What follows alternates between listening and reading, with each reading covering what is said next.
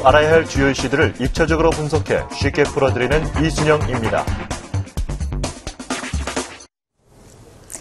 환자는 의사의 처방을 잘 따라야 됩니다. 그래야지만이 병이 빨리 낫습니다. 특히 대수술을 받은 경우에는 재활훈련이 필수고 의사의 처방이 상당히 중요합니다. 의사가 조금 과하게 처방을 한다거나 혹은 부족하게 처방을 하면 환자의 병이 빨리 낫지 않고요. 또 환자도 이 처방전에 따라서 재활훈련을 잘 해야 병이 악화되지 않습니다. 자, 그런데 최근에 그리스나 스페인, 이 유로존 국가들을 보면 마치 재활훈련은 하지 않고 의사의 처방을 따르지 않으면서 빨리 낫고 싶다고 이렇게 재촉하는 그런 환자와 같아 보입니다. 재활훈련 없이 어떻게 병이 빨리 나을 수가 있을까요?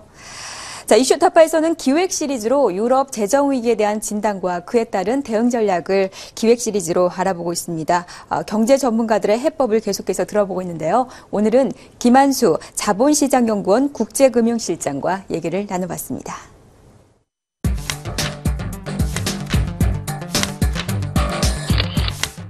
네, 안녕하세요. 안녕하십니까? 네. 유럽의 재정 위기가 최근 계속 이제 진행형인데 최근에 스페인까지 구제금융을 받게 됐습니다. 짐 로저스가 근데 그런 얘기했더라고요. 스페인의 구제금융이 잘못된 것이고 차라리 파산하는 편이 낫다라는 의견까지 내던데 이번에 스페인 구제금융과 관련해서는 좀 어떤 의견이신가요? 네, 일단은 그 스페인의 구제금융이 단기적인 그 위기 확산을 방지하는데 일단은 모든 그 초점이 모아졌기 때문에 장기적으로 지금 이제 스페인 같은 경우에는 굉장히 실업률이 좀 20%를 넘어섰고 실질적으로 그 경제 구조라든가 이런 측면에서 봤을 때 이러한 그 재정 준칙을 강화하면서 다시 그 경제가 성장 국면으로 이제 다시 돌아갈 수 있는지에 대한 의문점이 있기 때문에 네. 짐 로저스라든가 이제 몇몇 전문가들은 구조적인 조정이 없이 이러한 계속의 구제금융의 연장만으로 연명하는 것은 한계가 있다라고 보는 시각들이 있고요. 네. 실질적으로는 지금 일단은 그 급한 불이 이제 이제 다음 주에 이제 그리스 총선도 있고 유럽 내 그 위기감이 너무 확산되고 있기 때문에 일단은 이런 그 측면에 있어서 그 파이어월을 쳐야 된다는 측면이 강하기 때문에 파격적인 조건으로 일단 구제금융을 지원을 했고 이로 인해서 당장 뭐 그리스에서 아주 악재가 터지더라도 이게 그 투자자의 심리를 아주 불안하게 자극을 해서 스페인으로 연결되는 통로는 어느 정도를 차단을 했다. 이 정도로 볼 수 있을 것 같습니다. 그러면은 이번 스페인 구제금융으로 인해서 유럽 문제는 더 이상 좀 여기서 일단락이 좀 됐다 쪽으로 보시는 건가요? 지금 최근 들어서는 이탈리아까지 안심할 수 없다라는 얘기가 많이 나오거든요. 네. 일단락이 됐다라고 얘기할 수는 없겠고요. 일단 가장 급한 굴은 껐다라고 이제 그 가장 급한 굴이라는 게 지금 가장 핵심이 됐던 게 정치적인 이제 불확실성, 소위 말하자면 이제 그리스라든가 프랑스 총선도 있었지만 이런 측면에서의 불확실성 때문에 이게 사실 그 경제적인 구조하고는 관계없이 이러한 그 투자자들의 불안감들이 지금 이 시장을 지배하고 있거든요. 이런 것들이 스페인 같은 경우에는 경제 규모가 유로존 내에서 4위의 규모이기 때문에 만약에 이게 스웨덴으로 연결이 됐을 경우에는 정말 그때는 뭐 유로존뿐만 아니라 글로벌 경제 자체가 심각하게 타격을 받을 수 있다는 위기감이 있었는데 일단은 그 그리스 총선과 관련된 위기감에 있어서는 어느 정도는 불을 껐다, 급한 불은 껐다 이렇게 보여집니다. 유럽식의 금융통합의 이제 구체적인 좀 문제점은 뭐라고 보시나요? 그건 뭐 유로존 그 처음 생겼을 때부터 이제 뭐 학자들이나 여러 이제 전문가들이 지적을 해왔던 점인데요. 그 통합을 하고 그 나머지 그 재정이라든가 이런 부분에서는 어떠한 그 원칙이 강제되는 원칙이 전혀 없었기 때문에 네. 이러한 구조에서는 그 각국들이 뭐 독일같이 상대적인 임금이 낮고 이런 그 생산성이 높은 국가의 경우에는 굉장히 경상수지 흑자를 계속 지속을 할 수가 있지만 반대로 뭐 남유럽 국가들 같은 경우에는 수출 경쟁력을 잃기 때문에 결국에는 그 나라의 경상수지 적자가 만성적으로 이제 계속 지속돼 왔고 그런 와중에도 유로라는 그 단일 통화를 쓰기 때문에 금리는 계속 유럽 수준에서 낮게 유지가 됐기 때문에 이런 부분에서 이제 스페인 같은 경우에는 특히 이제 부동산 부분에서 이렇게 버블이 형성이 되고 또 이제 몇 차례 이제 글로벌 금융 위기라든가 이런 걸 겪으면서 이제 버블이 붕괴됐을 때 이제 심각한 문제가 이제 결국에는 노출이 되게 된 것으로 것이죠. 예. 이 유럽 문제가 사실 한번 그리스에서 시작됐다가 불꽃이 좀 사그라들면서 거의 꺼진 듯이 보였다가 재점화되고 이런 상황이거든요. 그렇다면은 지금 이 유럽의 위기 문제, 이 불씨를 완전히 끌 수 있는 뭔가 좀 대응 방안은 뭐라고 지금 생각을 하세요? 유럽의 문제를 완전히 해결한다는 것은 결국에는 그 22가 어느 정도 역할을 확대하는 선에서로 가야지 이 위기감이 완전히 꺼질 가능성이 높은데요. 예. 거기까지 가기는 굉장히 정치적으로 난관이 많습니다. 예를 들자면은 독일에서 이제 계속 주장하고 있는 것인데 이렇게 유럽 공동으로 보증하는 뭐 채권을 만든다든가 이런 얘기는 결국에는 일정 수준에서 유로존의 재정을 통합하는 그 방향으로 가는 것이 되는 것이고 결국에 그 얘기는 이제 유로존도 그 미 연방 미합중국 같이 연방 체제로 이제 가는 게 되거든요.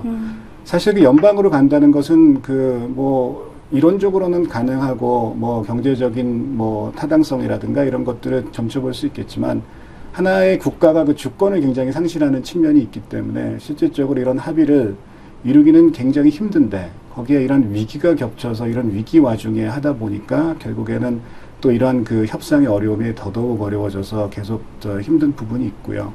그래서 지금 이제 제시되고 있는 여러 가지가 있지만 아무래도 이 재정연합회 같은 경우에는 단기적으로 해결하기는 좀 어렵습니다. 주권 문제라든가 여러 가지 문제 때문에. 그래서 그건 이제 장기적인 목표로 진행이 되겠지만 단기적으로 어떠한 그 22에 자금을 무제한 제공해준다라는 이제 능력이 이제 보장이 돼야 되는데 그런 능력을 제고하기 위한 방안으로 지금 이제 제한되고 뭐 독일은 반대를 하지만 뭐 예를 들면 뭐 뱅킹 유니언을 만들어서 유럽에 있는 은행들을 공동으로 관리하자든가 이런 측면에서 일종의 그 유럽의 중앙은행이 각각의 그 각 나라들에 대한 재정에 대한 최종 대보자 같은 역할을 수행해준다라는 이러한 어떠한 사인이 보일 때 이제 모든 문제가 해결될 가능성이 높은 것으로 저는 판단이 됩니다. 오히려 지금 이러한 유럽 리스크가 뿔뿔이 흩어지게 만드는 것이 아니라 결속력을 더욱더 강화시키는 쪽으로 갈 수밖에 없다라는 얘기네요. 그게 옳은 방향이라고 생각하고요. 예. 일단 그 정치적으로 보면은 뭐 어떻게 갈지 모르지만 예. 정치라는 건 워낙에 또 다른 요소들이 많이 있기 때문에 힘들지만 경제적인 요소만 고려를 한다면 유로존이 여기서 붕괴하는 것의 경제적인 코스트와 또 재정 부분이라든가 이렇게 다른 보강을 하면서 지금까지 누려왔던 또 유로존을 창설해서 굉장히 좋은 측면도 많이 있거든요. 유럽 내 대유럽 내 뭐 교역이 크게 확대됐고 또 환율 리스크라는 게 뭐 대부분 거의 뭐 확실히 줄어들었고 이런 부분에 좋은 경제적 이점을 살리면서 지금에 있었던 이런 그 재정 부문의 문제라든가 유럽 내 그 역내 불균형, 뭐 무역 수지의 불균형 문제들을 해결할 수 있는 방안을 찾아가는 게 결국에는 경제적인 측면에서는 좋은 방향이라고 생각이 되고 네. 그 또 한 가지 뭐 근거라기보다는 유럽이 여기까지 오기까지 거의 한 반세기를 거쳐서 왔습니다. 이러한 그 역사를 가지고 있고 그 반세기 이전에는 그 유럽이 뭐 서로 경쟁이 뭐 전쟁도 많이 했었고 이러한 그 히스토리를 갖고 있기 때문에 지금에 와서 지금의 경제 공동체로서 가장 이제 높은 수준에 와 있는 지금 이 수준에서 포기한다는 것은 결국에는 그 이성적인 판단은 아닐 것이다라는 측면에서 결국에는 어떤 형태로든 간에 그 연합을 좀 더 강화하는 방향으로 나아가지 않을까 이렇게 예상을 해볼 수 있겠습니다. 스페인까지 무너진 상황에서 이를 좀 타산지석으로 삼아야 될 텐데 우리 경제는 지금 어떻다고 보세요?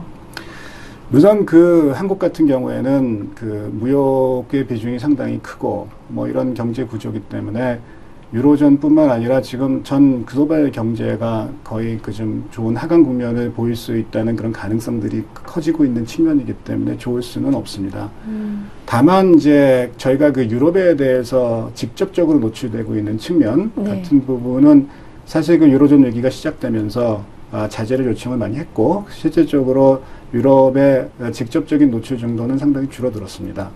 이제 그와 더불어서 저희는 이제 이러한 외환 관련된 위기를 뭐 여러 번 겪었기 때문에 2008년 이후에 또 거시 건전성 측면에서는 많은 조치들을 취했고 그로 인해서 지금은 그 외화 건정성은 예전에 비해서는 좋아졌다고 얘기를 할 수가 있습니다. 뭐 단기 매출도 많이 줄어들었고, 네. 뭐 기타 뭐 선물한 문제라든가 여러 가지 좀 불균형이 있었던 부분이 상당 부분 해소가 됐기 때문에 예전보다는 타격이 뭐 글로벌 경제가 완전히 안 좋아진다면 타격을 안 받을 수는 없겠지만 그래도 뭐 단기적인 측면에서 건전성 측면에서는 좀 보강이 되지 않았나 이렇게 생각을 하고 있습니다. 유럽 쇼크에 대해서는 그래도 좀 잘 대비가 돼 있다라는 쪽이시네요. 네, 그렇습니다. 예. 글쎄요, 이제 지금 유럽과 관련해서 실물 경제에 이제 어느 정도 영향을 미칠 것인가를 놓고 의견이 분분한데, 지난번 이제 김석동 금융위원장이 대공황과 비교하면서 우려감을 상당히 높였었는데, 얼마 전에 또 김중수 하는 총재는 이미 뭐 유럽의 문제, 우리 경제에 반영이 다 됐다. 그래서 이 금리 동결 배경을 좀 밝혔었습니다. 어느 쪽으로 보십니까? 글쎄요, 대공황인지 아닌지 뭐 그거를 얘기하기는 아직 조금 이르지 않나 싶고요. 다만 예.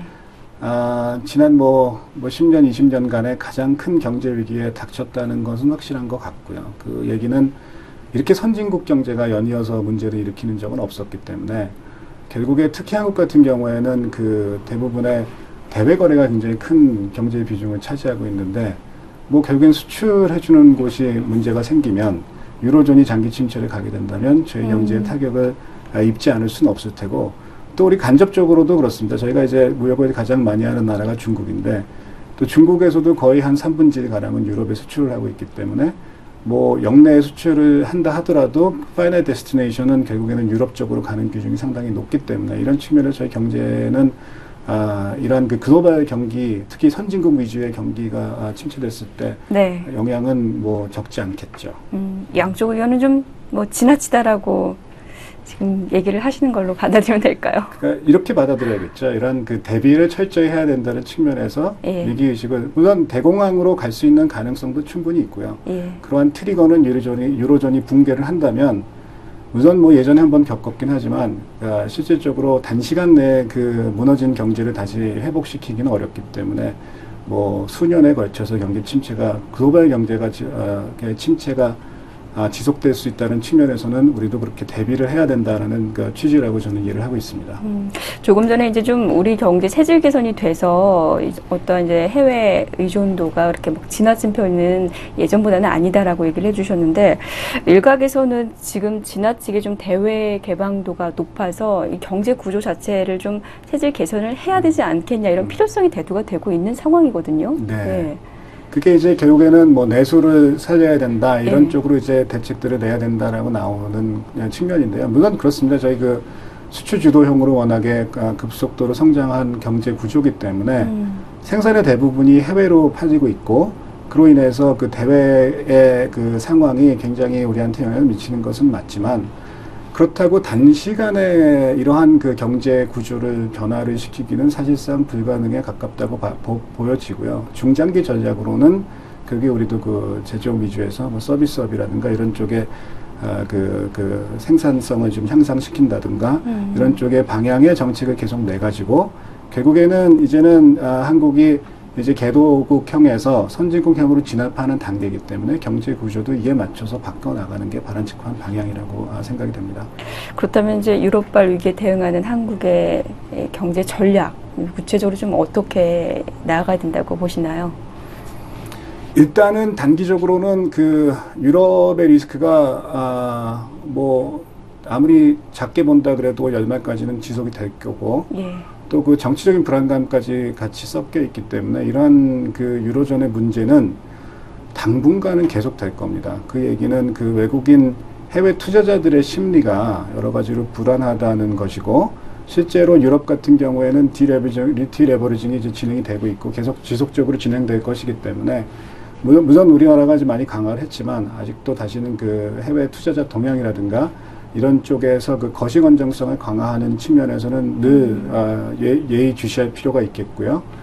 그 다음에 그 결국에는 그 소비 쪽으로도 저희가 여러 가지 얼마 전에도 이제 그 기재부에서 대책을 내고 연금을 활용하겠다, 연기금 등을 활용하겠다라는 등의 전략을 냈는데 일단 그 소비를 좀 활성화할 수 있는 정책들을 좀 많이 단기간에 내야 될 것이고, 또 그 요즘 최근에는 그 국제사회가 결국에는 국제적인 공조의 형태로 중국이 이제 금리를 인하를 하면서 이번에 3년 반 만에 인하를 했는데, 결국에는 이제 한국도 같이 가는 게 아니냐라고 이제 기대를 많이 하고 있는데, 글쎄요, 뭐 확장적인 정책도 필요하겠지만 재정 측면에서 어느 정도 아직까지는 우리가 그 재정 건전성 측면에서는 좋은 평가를 받고 있기 때문에, 만약에 단기적인 그 위기감이 온다면은 이런 좀 확장 정책을 좀 당분간은 더 펼쳐도 되지 않겠느냐, 이런 쪽으로 좀 생각을 하고 있습니다. 네, 알겠습니다. 오늘 말씀 잘 들었습니다. 고맙습니다. 네, 감사합니다.